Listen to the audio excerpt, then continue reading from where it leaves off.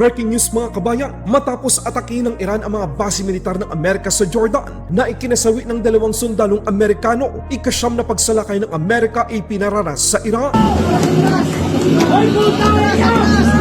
Pagharap ng China Coast Guard at Philippine Navy sa Ayungin Shoal, nauwi sa dahas. China Coast Guard rubber boat binangga ang isang rigid hull inflatable boat ng Philippine Navy at pinaghahampas ng matigas na bagay. Isang sundalo ng Pilipinas ang lubang na sugatan sa ulo. Sobra na ang pang-aaping ito. Chinese ambassador layas sa Pilipinas. Mga ballistic missile base at logistic and supply depot ng Iran. Revolutionary Guard Corps winasak ng Amerika. Kinumpirma ng Iran Health Ministry na 50 na ang nasawi at 500 naman ang sugatan sa patuloy na pag-atake ng Amerika. Gera sa Iran, mas lalala pa. President Trump itinodo na ang kanilang puwersa sa gitnang silangan. Nag-deploy ang US Air Force ng karagdagang 6 na B-52 bomber, 12 F-15E Strike Eagle, 15 F-35A Lightning para sa Kingdom of Jordan at Saudi Arabia. Balitang Middle East naman tayo mga kabayan. Matinding ganti ng Amerika sa Iran. Ikinasa, ito na ang ikasyam na beses na inatake ng Amerika ang Iran ayon sa pinakabagong impormasyong inihayag ng US Central Command. Pinasabog ng Amerika ang Iran Military Command Center, Air Defense and Coastal Surveillance Sites, Maritime Capabilities, Missile at Drone Launch Site at Communication Network.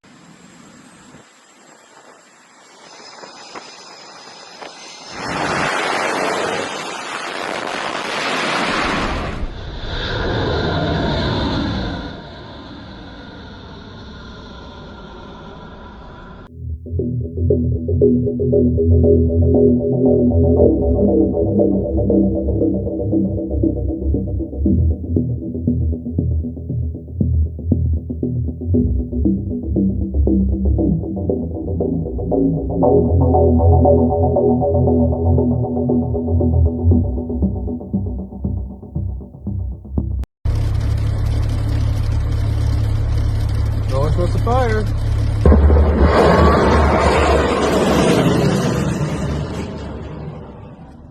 Inatake din ng US fighter jets at US Navy ang Military Logistic and Supply Depot sa Abadan District sa Iran.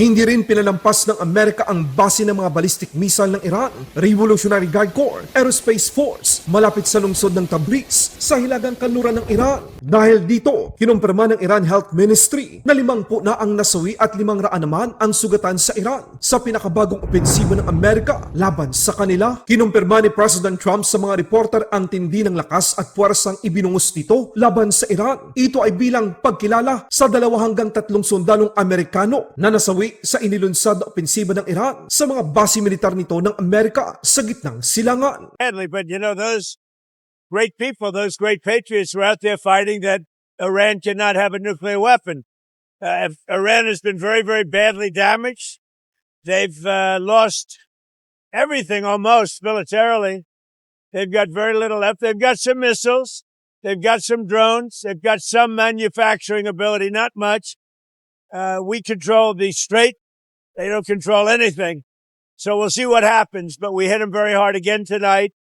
And we did that in honor of the probably 3. It's probably 3 as opposed to 2.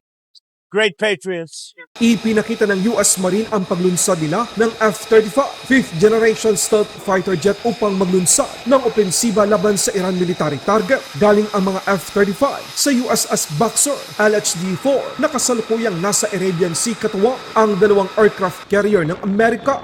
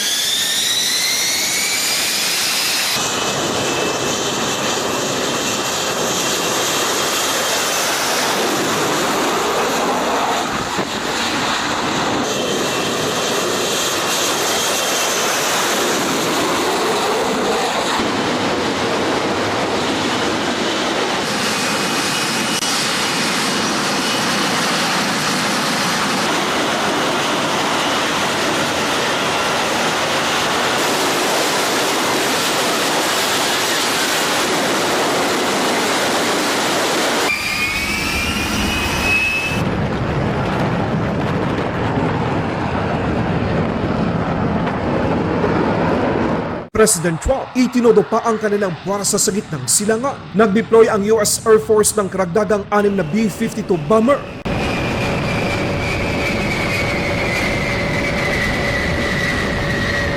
Labindalawang F-15E Strike Eagle.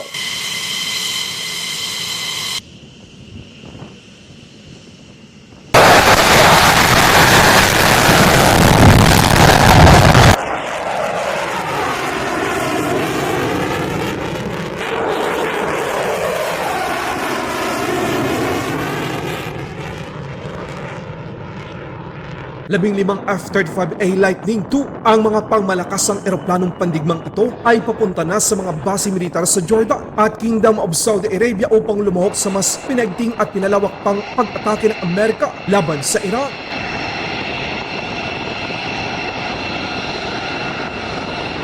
Grabe mga kabayan, isa na namang kawalan ng respeto ng China ang nasaksiyan ng mga Pilipino at ng mundo sa Ayungin Shoal. Isang Chinese Coast Guard rubber boat na may number 21560. Sakay ang 8 miyembro ng China Coast Guard ang iligal na lumapit sa BRP Sierra Madre LS-57. Ang mga Chinese ay nagsasagawa ng surveillance. Sa erang hindi naman sa kanila, agad nag-deploy ang Philippine Navy na sakay ng BRP Sierra Madre ng Rigid-Hull Inflatable Boat. Sakay ang 4 na Philippine Navy personnel upang itaboy ang China Coast Guard. Pero agad na binangga ng China Coast Guard rubber boat ang Rigid-Hull Inflatable Boat ng Philippine Navy at pinaghampas ito ng matigas na bagay. Dahil sa insidenteng ito, isa sa miyembro ng Philippine Navy ang tinamaan at nagresulta ng malaking sugat sa ulo. Agad namang binigyan ng paunang lunas ang nasugatang sundalo ng Western Command dahil sa paulit-ulit na agresyon ng China mga kabayan gamit ang dahas. Siguro ito na ang oras na ideklarang persona non grata ang kasalukuyang Chinese ambassador sa Pilipinas. Dapat nating ipakita sa China na hindi ito tama at sobra-sobra na ang kanilang pang-aapi sa mga Pilipino.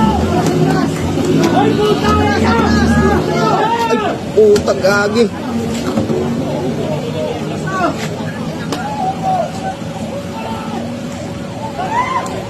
Asan kasi yung isang rubber boat?